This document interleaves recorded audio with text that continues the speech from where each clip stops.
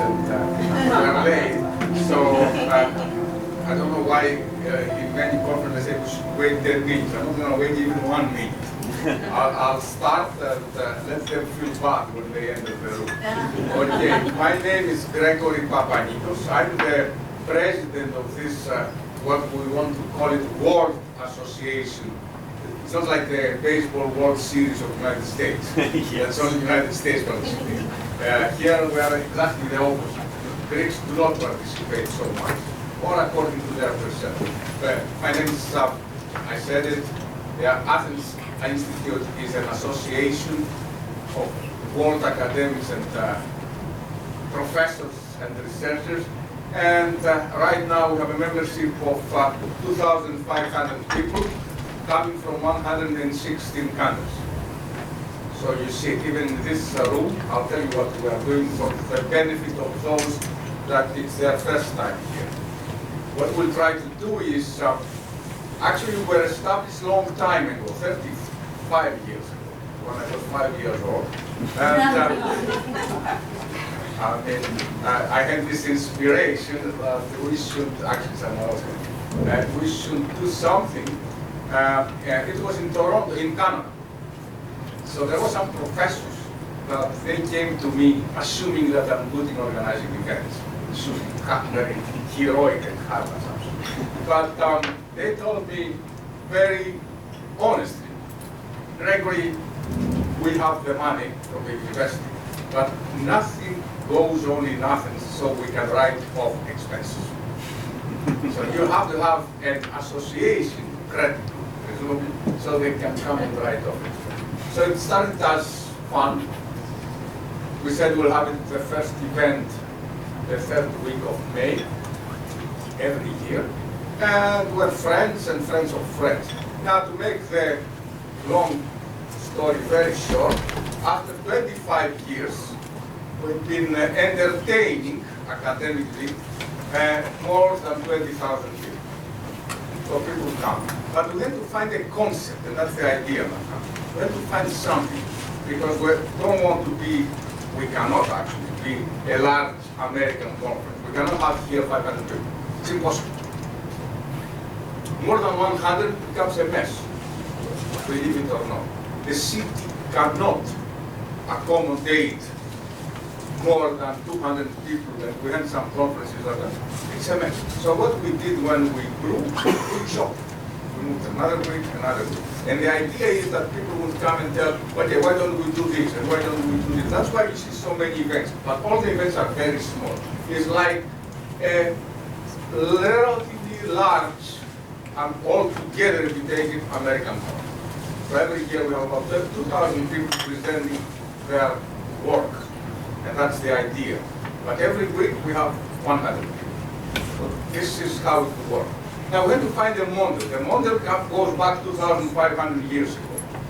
Now, 2,500 years ago, just across the street, 500 meter walking distance from here, there was a guy that, still has his street name, that he was relatively rich, and he organized a conference. Now, the conference, the proceedings of that conference was edited by someone that is not a Plate, but is Plato. So Plato edited the proceedings. He selected the best papers that they were presented, and he edited the proceedings. It's the famous Plato Symposium. Many people that did not read it, they think it's a book. It's conference proceeding. So what I did, and what we did, is we say we're gonna organize our symposium. Symposium has, in Greek, sometimes it has a very bad erotic connotation. We took this off, and we kept only the academic part. So, right, because the morals, modern morals, cannot stand up to ancient Athenian morals. They were unique. So we said, okay, forget about this, we'll be in trouble.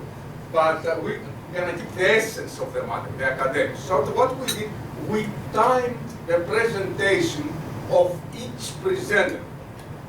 And we found out, this is very important what I'm saying, we found out in Plato's symposium, the first speaker spoke for 8 minutes only.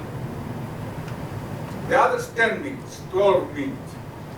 The longest one was 18 minutes, 1/8, and was delivered by someone named Socrates.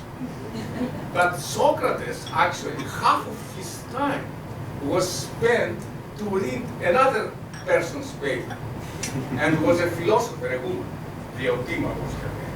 So half of this presentation, because women were not allowed, women were allowed, but not philosophers, were not allowed to participate. So Socrates, what I'm saying, because I'm not kidding, you can read it. You can download it, read, and you can read it. So Socrates spoke for 18 minutes. And then I'm asking the question, who are you that you want to talk more than Socrates? So this is very important question, because I have so many demands that say I want to talk more than 15 minutes. I think you should lower your expectations, because you are in a city that even Socrates, even Socrates, he spoke only for 18 minutes, the wisest man on earth. Anyway, now let's see what they told me today. Here is this is the motto. The motto is, I don't know if you know this guy. This guy is Pericles. In modern time we can call him Trump. He was lying consistently. He was a liar. Fake news all over the place. I mean, it's amazing. And Thucydides said that actually. Thucydides is the guy that wrote about Pericles. Pericles was the leader of the 5th century Athens. He was well known for his mistresses, for his embezzlement. I mean, but still people think that was one of the greatest leaders in the world. So that's the guy that he said, we are called ourselves democracy because the many rule. Okay, that's the definition of democracy. Anyway, and this guy is when he was talking, and then he says something in that speech that our city is open to the world. We never expel a foreign from learning or seeing. That was the only truth about ancient Athens, and half-truth actually, because Socrates was poisoned because of his ideas, so was also free. But in any case, we have that as a motto. Now, what is our mission? Our mission is to create an academy and a lyceum similar to Plato and Aristotle. Aristotle's lyceum, by the way, lyceum, which is an English word that we borrowed from 2,500 years from the English language, and we use it now in Greek. Very few people know what the term means. It's wolf. And because the area that Aristotle's school was located, it's about 1,015 minutes walk from here. There were a lot of wolves coming from the hill. So the area was called Lyceum because of the wolves. And that's why now all the high schools are called for Lyceum around the world. So it means wolf. Anyway, Plato's Academy and Aristotle's Lyceum, it's an inspiration for us. What they did, they invited people from all over the world. It was a mess in Athens. There were 40 different schools, 40 different universities. And they were all small, from the cynical. I mean, from the working school, it was both. They will walk and talk.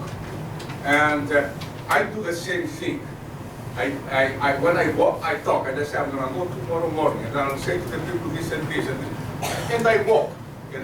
So I rehearse what I'm doing. Now, before the mobile phone, people would go like that. That would increase if they do that, means you begin to shrink. You are crazy. Now that we have a mobile phone, everybody thinks that I speak to a phone.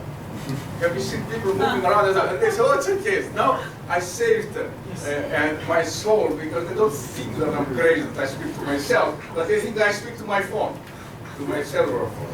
So this is, I don't know if you notice that. Otherwise, people will notice that you will make a point that you are crazy. Anyway, so that's what we are doing. We try to see if we can replicate Plato's Academy and Aristotle's Academy. There were about 2,500 people in Aristotle's or Plato's Academy from all over the world. And similar, we have the same number every year in Greece. And of course, Aristotle was not Greek, was not Athenian, sorry, and was from outside, so he did not vote, but Plato was.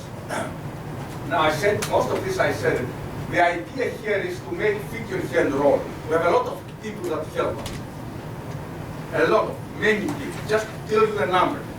To review, we have 6,000 people. Their names appear on the website. So, of course, we have more people enemies, but still we keep the 6,000 friends. There are many people that they don't like us, but what is important is how many they like. They're only going to many people. But that's the 6,000 academics. I gave you this fact. Now, basic activities, what we do is this one. So we try to do these little symposiums, little things. And judging from the results, someone might say, partially we have succeeded. But just, I'll give you a number. Do you know how many academics exist in the world? It's 10 million.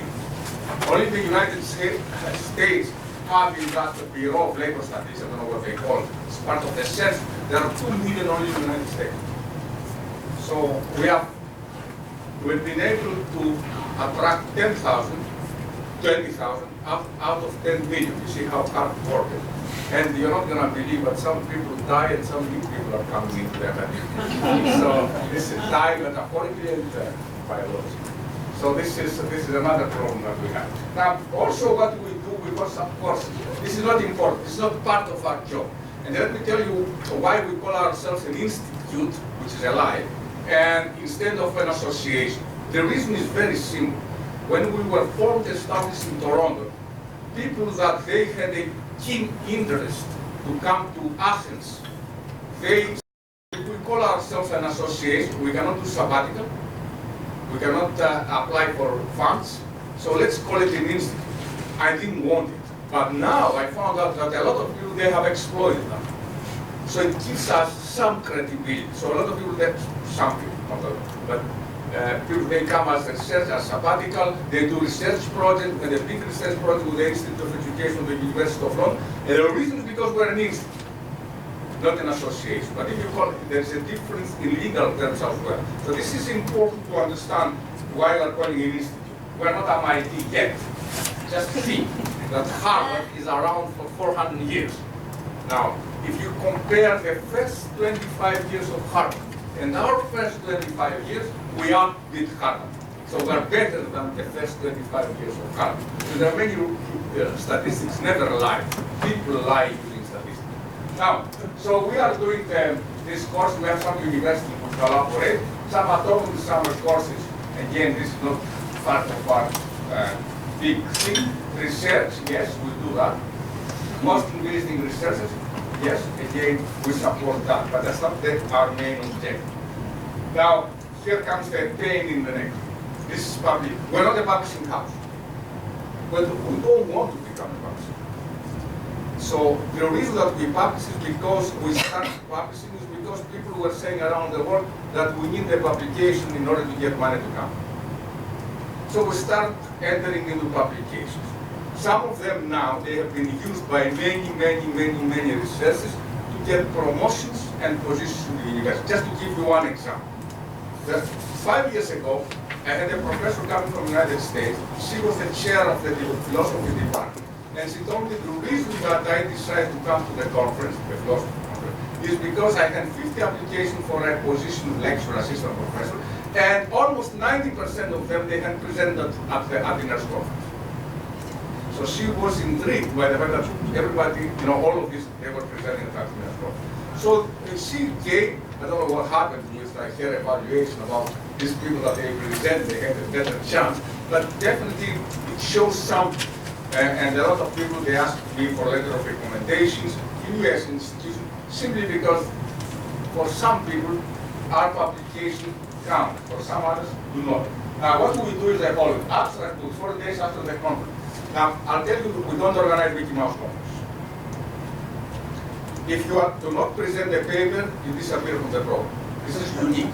That's why the program, when I say it comes out after the conference. How can we print the program before the conference? I was accepted to Canadian Economic Association a long time ago to present when I came here in the 1990s. I was at the university. And of course I paid the fee, but I didn't go. After 10 years, I'm still in the program, even though I never present. But the ridiculous thing happens by mistake. Someone sent me an email and said, do you remember me? We met at the Canadian Economic Association, that I never went. But maybe he, I don't want to say he was lying, but since he was asking a favor, then it's a different story. Atiner, so this comes after 4 days. For some people, for some universities, this counts. Second, but this shows that you present and what you present. We do that because to avoid questions, I want to see what this guy presents. So you can download and see who else, what they present. It's not important. Atiner's conference presentation said this is not important either. This is your presentation. We upload it. So people can see more if you want. If you don't want, we don't upload. This starts becoming important. Online paper series. They are reviewed. And let me make a footnote because this is, I think this is again unique and it's not my idea. The uniqueness now that we have is with what we call an open review process. An open review process is the following. You submit a paper, presenting or not presenting, you can submit a paper. Then this paper, we check it for originality. Originality is 1 minus plagiarism. So we don't want to call it plagiarism, we call it originality. So it must have some originality, usually more than 80%. There are these software that they check everything. And then if there is an accepted structure, we upload the blind form, you will see it on our site. And then we invite the world academic community to comment on the paper. It has been this year a great success. I don't know why people are intrigued by the fact that it's blind. So a lot of people, they comment on the page. More than 2, and of course we have the regular reviewers, but I'm saying this is good because it starts transparent and it starts people reading your work, even without knowing your name, or because of that, someone would say. Because if they find out who you are, maybe they don't read, especially your colleagues. Now, books, this is some. Now, this is an old tradition. We have a very good anthology of philosophy, edited by Patricia Hanna from the University of Utah. And we have a very good anthology of law papers, and by David Frenkel from the University in Israel. So these 2 series, we have more books, but these 2 series of books, they have been very successful. And I'm coming to the last thing, where in 2014, we started the publication of e-journals. This is a mess. You're not going to believe what fake news we have received about this e-journal. Let me tell you, because this is, again, it has some meaning. First of all, I explained that our e-journals have a unique blind review process. It's here available, you can see. No fee for submission, processing, publish, open access paid by authors, open access paid by the reader, and the intellectual property right stays with the author. So this is unique in the sense we don't demand anything from them. And it's not true either that you cannot send a paper for the e-journals unless you pay the fee and present at the conference. 80% of the papers that are considered are not presented. For some journals now, they have been very, it needs time to build a reputation. It needs only 1 week to destroy it. You know that, we know that. Now, the Athens Journal of Education, which is a very good journal now, it has been accepted after 1 year review with the United States government as a valuable index journal. And that's how we want to build. We don't want private publishing companies to evaluate us, but we need governments. We need educational departments, universities, so they can check. They're not good, but they're not faulty. And every year I think we are improving. Because improve is the ideology of Atiner and not perfection. So that's the thing. Get involved. If you like me, then you can become a member. If you don't like me, please do not. In other words, if you like what we are doing, wait until the end, you can become a member and help us. There are no rewards apart from what Socrates would say, rewards for your soul, for your R&D.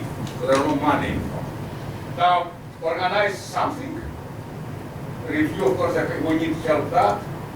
And whatever else you want to suggest, we are very decentralized, as long as you have the money and the time to implement. Now, otherwise, I have great ideas, but I don't have the money. And people say, Gregory, I have a good idea. I mean, do you have the money? I say, no, that's not a good idea. Don't tell me. If you don't have the money and the time, it's not a good idea.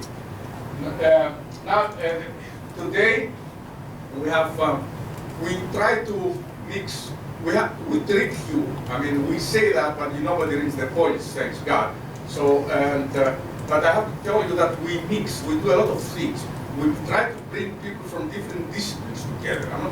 I'll spare the detail, but at the end of the day, we have the real symposium. I invite some people that are old. My criterion is the age. And they will organize a roundtable discussion. So people that they are old, presumably they learned something that they can share. You're not going to believe how many people they didn't learn anything. But still, that's for the young generation is a good lesson. So we invite these people to impress the world, and we create a roundtable. The subject of this evening's roundtable is fake news, which of course it's very popular around the world. Anyway, I'll come back. 15 minutes for each presentation. Questions, please, the chairs. After all presenters present the 15 minutes, even if the session for some reasons, because you will see the problems will change because some people miss the plane, you have to adjust the problem. Even last night, we changed the problem because some people missed the plane. So it's very important that at least the Monday morning we have up-to-date program. But if you have 2 or 3 speakers, give them only 15 minutes, and then the rest use it for discussion. Don't give him more time, because people are sick and tired to hear the same person. It's not because we are out of time. Don't get bored more than 15. If you cannot persuade more than 15 minutes someone, then you cannot persuade even if you talk for 2 hours. Look at your students, for example. You talk to them for 3 hours, and you see the result. Okay. So you have to make sure. But if you think that this is what is unique today, look at Socrates' complaint. Socrates was very laconic. Laconic was Spartan. He is complaining in Plague's Protagoras, what I'm saying. That's the book. He says that elect a judge, I translate from ancient Greek, or a foreperson, or a chairperson, so you keep the length of each one's speech short, so you can see the trouble here. Some people were talking forever, and one of them was Protagoras, of course. This guy, that he was charging very high fees. Socrates didn't charge any fee. Apart from his rich people who paid for it. But Protagoras was very expensive tutor. Now, why we want all the discussion at the end? Let me tell you, for those that they speak only one language, and that's English. There are other languages in the world. There are many other languages. I mean, your mother tongue is not the only language. And it's very difficult to ask someone to speak in another language. Just think. I ask you to come here and read, not speak as I do, ancient Greek or modern Greek, or French, or German. The difficulties that you would have to present. The reason why the chairs, we ask the chairs to leave at the end of the discussion is to avoid, I don't know why, some Anglo-Saxons, Americans, whatever, their first language, they're unilingual. When they ask questions from people that they know that they struggle with their English like mine, they struggle. They ask questions that they use the adjectives that even themselves they don't understand. I mean, the most difficult adjectives. Make it simple when you ask someone that doesn't speak English very well. Okay? So this is very important. And at the end, some people they have come to, I don't want to be asked any question. Please, the chair, they have to take care of them. Okay? We don't want them, we had accidents like that. We don't want people to have a very bad experience here because of their English. And you don't do a favor to them if you ask a question. Go and comment outside. This is what I'm saying. I'm talking about experience, but this is very important for our conference here. We have additional what I call pedagogical. I don't want to present them and promote them. Let me tell you something about the cruise. The cruise is not education. Okay? Don't ask me. If you don't want entertainment, you don't want sunny weather, beaches, islands, I suggest you go next. There is the public library. And from 6 o'clock until 6 o'clock, you go and indulge yourself into the archives. You will find many. When I say that, nobody goes, because I go and check them. Everybody prefers the cruise. Which is the best promotion that you can have for the cruise. Say, go to the library. Now we have a very beautiful library by the beach, by the way. It's a new library. It's called the Niarchos Center. It's where the Obama talked when he came to Athens and he talked about democracy. Thank you very much. I am sure you don't have any questions. And just to say, finishing off the language issue, I know it is very hard to imitate the best accent in this room, which is mine. And then, I don't know why I'm laughing, but it's not a joke. Mine is the best English accent. All the others, they are inferior. So give the people the opportunity to understand your accent. Go slow, because the audience is really international. We have 5 minutes to start the next session. Thank you very much for being here.